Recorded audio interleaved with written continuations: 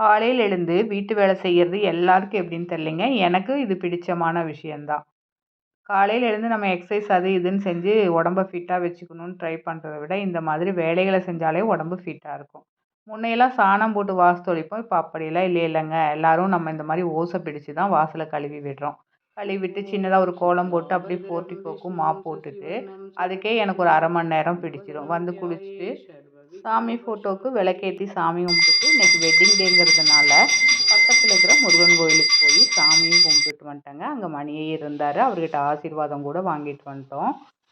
வீட்ல மாவு தீர்ந்து போச்சு. சரி சப்பாத்தியே போட்டுறலாம். பூரியெல்லாம் போட்டா கொஞ்சம் ஆயிலா இருக்கும். காலையில வேண்டாம் அப்படின்னு சொல்லிட்டு, சப்பாத்திக்கே மாவு பெசஞ்சு அத தேய்ச்சுட்டு, சப்பாத்திய போட்டுட்டு கிரீன் பீஸும் வச்சுட்டேங்க. வச்சு எல்லாத்துக்கும் சுட சுட பரிமாறிட்டு, சரி மாவு தீர்ந்து போச்சேன்னு சொல்லிட்டு நைட்டே எப்போதும் இட்லி மாவே அரைக்கிறோம். சரி இன்னைக்கு வெள்ள சோளத்த வச்சு அரைச்சு வச்சிடலாம்.